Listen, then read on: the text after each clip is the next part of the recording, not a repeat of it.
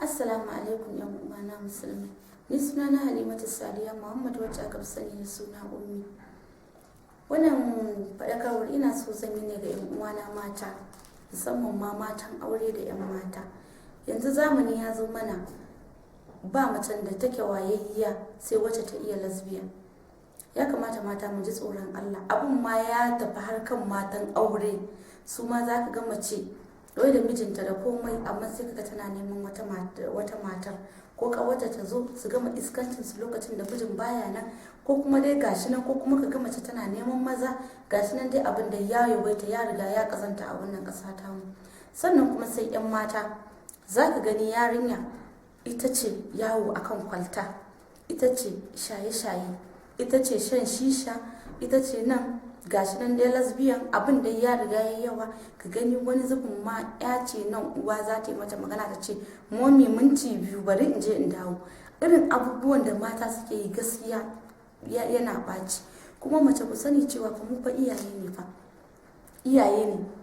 Duk abin da mace za ta yi ko kuma za ta ga ko namiji yana yi, gara namiji ba akan mace. Saboda mace ko ya ƴaƴanka suka fita suka ce za a ce ai gidan wacce ce, ai mamansa ai a lokacin babata ta yi kaza ta yi kaza ta yi kaza. Shi ko namiji shi wani abun ma zai mai da shi kamar ado ne na ko me namiji zai yi in ya nemi aure ba wani abu da dai shi ma dai akwai matsala, tunda akwai wani abun da dole zai je ya nemi aure za a ce ai wane ne, ai dan gidan wane ne lokacin da babansa kaza da kaza. Duk wannan matsalar ba ta tashi faruwa sai an zo auren naka sannan za ka ga wannan matsalar tana faruwa. Ya kamata gaskiya mu sauya hali kwata-kwata. Abubuwan da muke mata ba shi da kyau.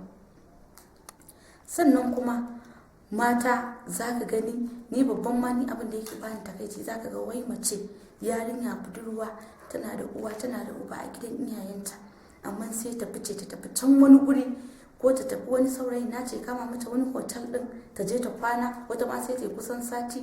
Gashi nan dai abubuwa dai barkatai na rashin matar biya gaba daya. Kuma wata iyaye inda yarinya za ta je ta yi menene, iyaye ba za su taba tambaye ta ko akan me ba ko kuma dan me ba. To gaskiya irin wa'annan abubuwan da suke faruwa ya kamata mu wa kan karatun ta nutsu, mu tsaya mata, mu tsaya mu aure, mu zauna a gidan mazajen mu. Idan mata da dai an san aure lokaci ne, to mu kama kanmu. Irin wannan abubuwan da muke yi a daina, dan Allah dan annabi mata a daina. Assalamu alaikum.